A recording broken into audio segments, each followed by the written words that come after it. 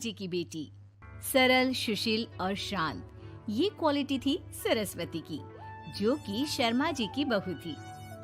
क्या है बहू, जब देखो तब किचन में खटर पटर करती रहती हो, लेकिन खाने को कुछ देती ही नहीं। कैसी बात कर रही हो पीयूष की अम्मा? सुबह से 4 कप चाय, 2 बार नाश्ता और इतनी सारी बहू के हाथ की नमकीन तो खा चुकी हो, फिर भी ऐसा बोल रही हो? अरे कुछ तो डरो ऊपर वाले से। तभी वहाँ पीयूष आ जाता है। क्या है सरस्वती, इतनी देर लगती है क्या टिफिन बनाने में? एक काम है घर का तुम्हारे पास, वो भी नहीं कर पाती हो वक्त पर।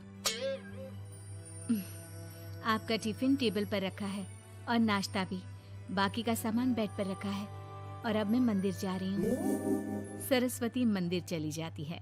उसके जाने के बाद घर में, यार माँ, कैसी गवाह लड़के से शादी करा दिया है।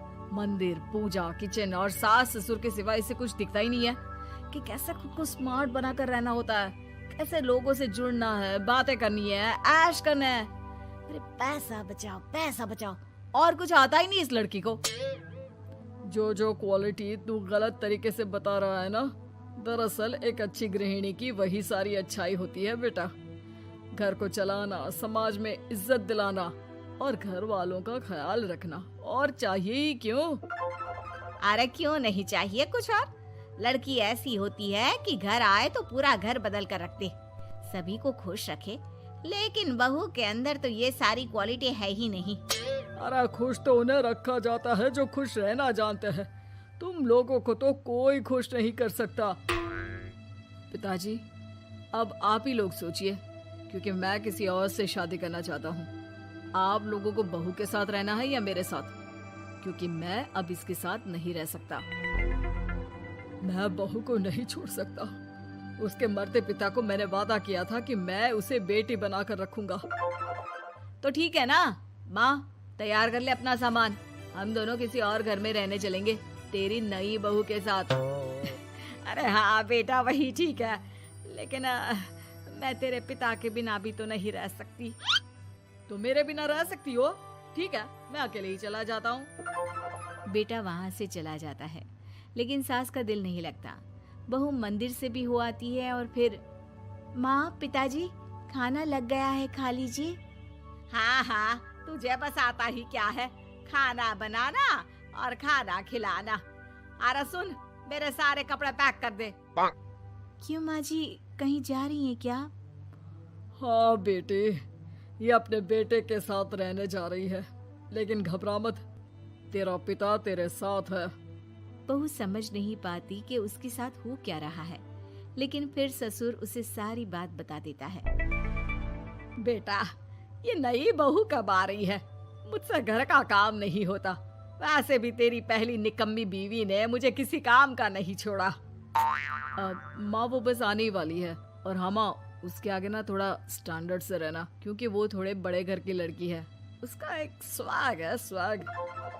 तभी वहाँ एक बहुत सुंदर सी लंबी सी लड़की आती है। हे पीयूष, भागकर कैब से मेरा सामान ले आओ, और हाँ प्लीज एसी ऑन करके जाना। रीमा, ये मेरी माँ है। तुम चाहती थी ना कि मेरी माँ हम लोगों के साथ रहे। हेलो आंटी जी, हम लोग ना जल्दी शादी कर लेंगे, फिर मेरी जैसी टॉप लड़की आपको अच्छी बोलेगी। एक्साइटेड होंगी ना आप? पर नो इश्यू। पीयूष, सामान ले आओ ना, एंड आंटी आप पानी ले आइए प्लीज। माँ को तो समझ में ही नहीं आता कि वो क्या करे। वो बहू के लिए पानी लेकर आती है तो उसका पैर पर्दे में फंस जाता है और वो गिर जाती है।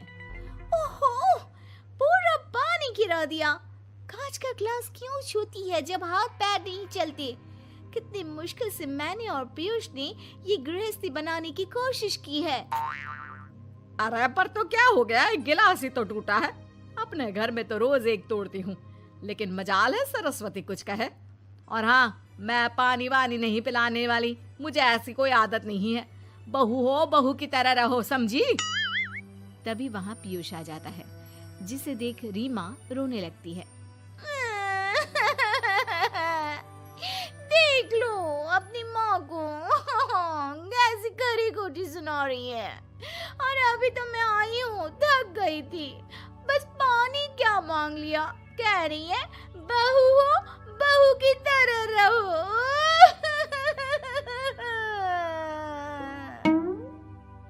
अरे यार माँ, समझा कर लाया था ना कि कैसे रहना है।